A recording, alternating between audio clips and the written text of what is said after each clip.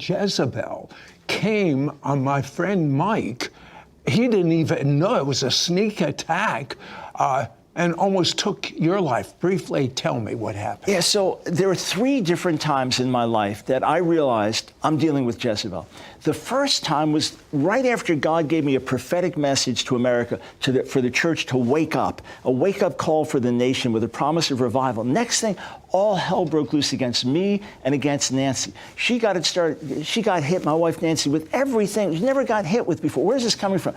I got hit. The enemy's telling me, you're coming down. I felt no authority. I felt no ability to minister. And I knew... Now, if you knew this guy the way I know this guy, when he says he didn't even want to go out and minister, you know that's something strong. When I would feel a prophetic word to bring, I was afraid. I had to pray for hours just to even get my head above water. That's so hard to believe. And bombarded by lies, I felt paralyzed. I felt emasculated. Well, a few years after this, Nancy and I are in India.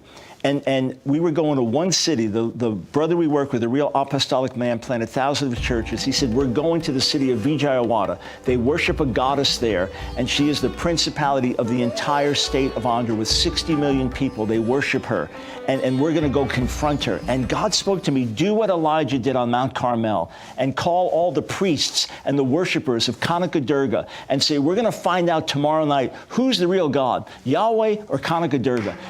Before we got there, Sid, all of a sudden, I got hit, and I realized, it's Jezebel. It's Jezebel. I felt that same thing, no authority, a spirit of fear coming over me. I didn't want to be prophetic and confront. So I said to Yesupadam, I said to him, what does her statue look like? And he said, brother, this beautiful, powerful goddess, and she's holding in her hand the head of a giant that she killed. It's the king of demons, and she crushes him. So she crushes the powerful man.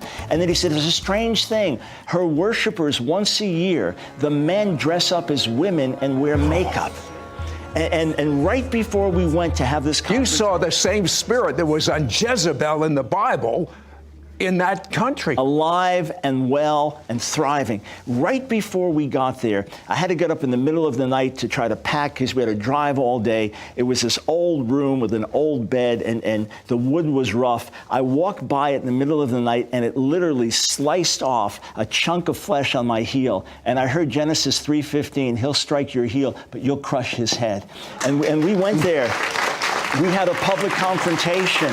And not only did the power of God come down, a demonized man began to dance around and confess Kanaka Durga is not a god. Kanaka Durga is not a god. And not long after that, they literally had an earthquake, and it shook some of the foundations of the temple. There's one true God, and Jezebel is defeated in Jesus' name. And I'm going to tell you something. He went through that so you don't have to go through that.